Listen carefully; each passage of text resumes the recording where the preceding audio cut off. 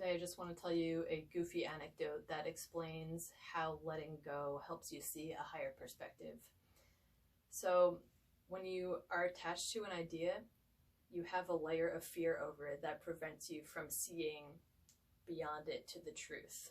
And when you do let that fear go and you let the attachment go, it raises your perspective to a higher level where you can see a solution that was very simple, but you literally were unable to see it beyond the fear. And this plays out in really large, complex areas that seem so confusing, but it also plays out in really simple areas. And that's what a miracle is just a change in perspective to where the problem you perceived just melts away, and it's almost so obvious, the solution, that you're like, how did I not see that? Or of course, this is so simple. And letting go lets you feel that new and see from that new perspective. So one of the times this happened to me that was so laughably obvious that you listening, you'll be like, how did you not know that? This is how it works. So last winter, there was a storm in the Hudson Valley, and a lot of people lost heat and power, and our heat went out where I was living in a beautiful studio apartment, but I lost the gas heat. Luckily, I did have like an in-wall heater cooler system, and I could use that, so it wasn't totally freezing, even though there's a snowstorm outside. But it was very cold in my room. I was shivering, I was bundled up, and I think I set the heater to 72 or something like that. And I was so cold and uncomfortable and kind of getting really unhappy with it.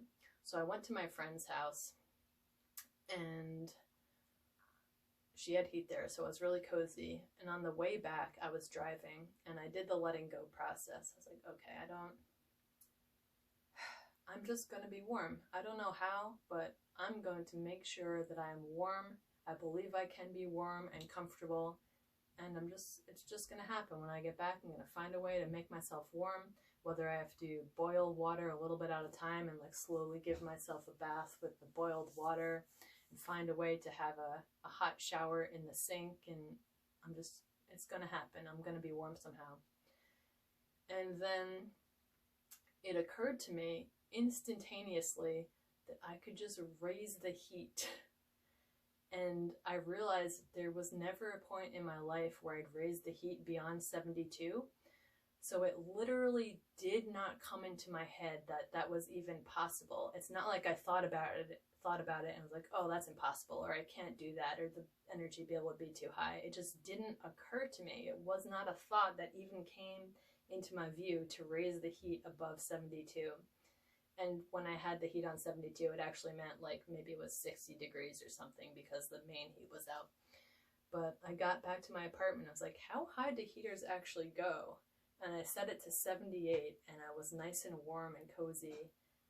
And I was like, this was so obvious. It just didn't occur to me to raise the heat beyond 72. And that's what happens in every area. When you let go of a fear, you suddenly see a much easier perspective where not only, well, the solution to the problem can be clear, but maybe there isn't even a problem. You just stop seeing the problem and you see beyond it to where it's already solved. And it works with everything. I've been doing this with so many things, and that one I like because anyone listening will be like, duh. But that's how it works for all of us with all fears. It's exactly the same. And someone who's healed will probably look at your fears, or you'll look at other people's fears with the same. Because when you're not in the fear, you can see the other person's solution, what would be helpful to them. But from the side of fear, you can't see the other side. But once you do the letting go and the fear leaves, the problems just melt away and the solutions appear.